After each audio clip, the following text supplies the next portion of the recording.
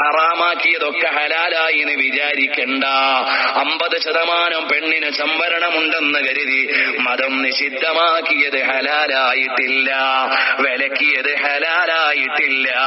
അന്യ സ്ത്രീ പുരുഷൻ സമ്പർക്കത്തിന്റെ നിയമം മാറ്റിവെച്ചിട്ടില്ല.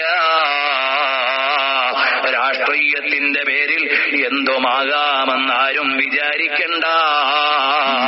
അവനവന്റെ തഖ്വ അവനവൻ ആലോചിച്ചോ. നിന്റെ കൂടെ ഖബറിലേക്ക് വരാൻ, വോട്ട് പിടിക്കാൻ കൂടെ വരുന്ന നാട്ടുകാരില്ല. കൈപിടിച്ച് കൈപ്പത്തിയോ മറ്റു പത്തിയോ ഏത് പാർട്ടിയോ ഏത് മുദ്രയോ നിന്നെ ചേർത്താൻ നടക്കുന്നവര് നാളെ നിന്റെ കൂടെ ഖബറിൽ വരാനില്ല. വോട്ട് തന്നവരില്ല, വോട്ട് പിടിച്ചവരില്ല, കൂട്ടുപിടിച്ചവരില്ല, സ്ഥാനാർത്ഥിയാക്കിയവരില്ല. അവനവൻ ഒരു ലോകം വരാനുണ്ട്. അതാ ഈ ഇലക്ഷൻ പ്രഖ്യാപിച്ചു കഴിഞ്ഞപ്പോ തന്നെ നോമിനേറ്റ് ചെയ്ത അല്ലെങ്കിൽ നാമനിർദ്ദേശം കൊടുത്ത സ്ഥാനാർത്ഥികള് പലരും മരിച്ചുപോയില്ലേ?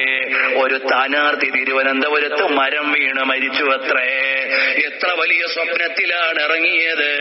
പടച്ചവന്റെ തീരുമാനം വന്നു, മത്സരിക്കണ്ട, മണ്ഡലത്തിലാളു വേണ്ട. ഇതല്ലേ പരമാധികാരിയുടെ അധികാരം വരും, അവന്റെ നിയമം വരും, അവന്റെ നിർണയം വരും. അത് മറന്നുകൊണ്ട് ആടണ്ട. തഖ്വയോടെ ജീവിച്ചോളണമെന്ന് എന്നോടും നിങ്ങളോടും വസിയ്യത്ത് ചെയ്ത് അല്ലാഹു വിലക്കിയ ഒരു കാര്യത്തിലും വീണുപോകല്ലേ, ഹറാമിൽ അകപ്പെട്ടു പോകല്ലേ, പലിശ തിന്നല്ലേ, കൊടുക്കല്ലേ, വാങ്ങല്ലേ, കൂട്ടുനിൽക്കല്ലേ.